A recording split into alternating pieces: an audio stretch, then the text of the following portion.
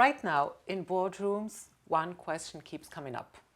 What are we actually doing about AI? Not in theory, not experimentation, but in the business. Because every CEO and C-suite knows the seismic force AI will bring.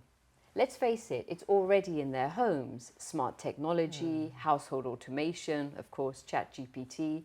So they know it will affect their companies.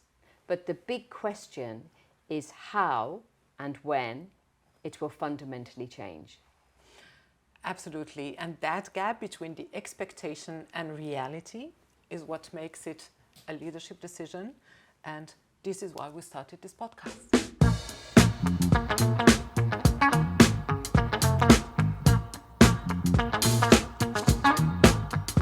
Welcome to AI and the Executive Table, the podcast where AI meets real-world decisions.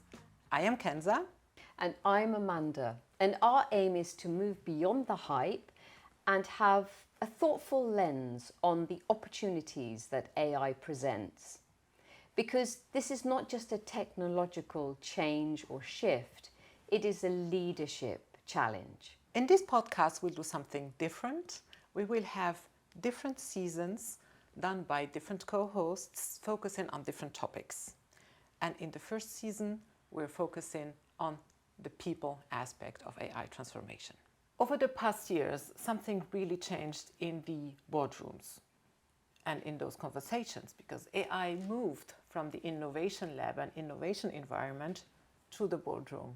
So how did that affect the board conversations? Yeah, globally, AI investment has exceeded by $252 billion, and 78% of companies use AI in at least one area. Yet 2/3 of leaders admit they're still stuck in pilot phase. So this creates huge pressure. Leaders are suddenly asking themselves, are we moving fast enough? Where do we need to invest? And when we actually get AI embedded, what happens to our jobs? Yes, and I guess everybody is still figuring it out. So nobody has the right answers, but everybody in the organization are expecting the right answers. My point of view, that creates some uncertainty. Yes. And we have our own experiences that we want to share here. So we want to share those best practices and give some orientation in leaders who are maybe experiencing this for the first time to help them navigate that uncertainty. So this is why I want to ask about your perspective, Amanda, while leading transformations. What were the patterns that you saw and how can you drive a transformation successfully? Yeah, well, it's really interesting you say that because I've just finished advising a leadership team on a HR transformation, of course, involving AI. We've had external consultants as usual, and we've left with a bold plan, a good kind of feeling. Yet when the consultants left the room and we actually had the real conversation, the kinds of fear that was coming up and the kinds of concerns were really palpable.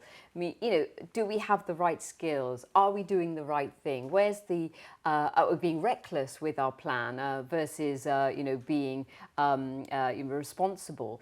And I think those are the kind of thoughts that many teams are going through as they go through transformation. And it really got me thinking, this is not about a technological deficiency. This is actually about responsibility.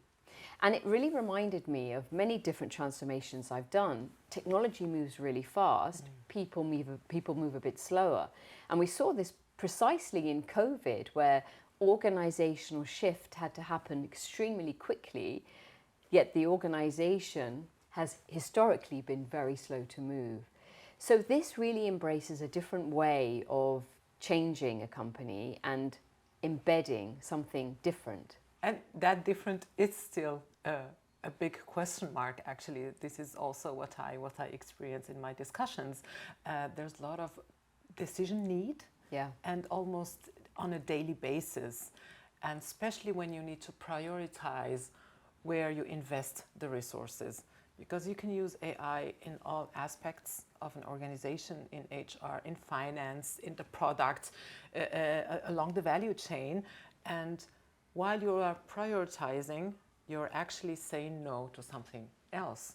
And that need of decision making on a daily basis in an uncertain environment is really the challenging part. To summarize, AI will reshape organizations. Yeah, but it's not just about technological change. Absolutely right.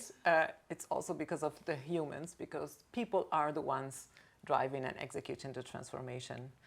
And that's what makes it so complex. But we're here to hopefully demystify that.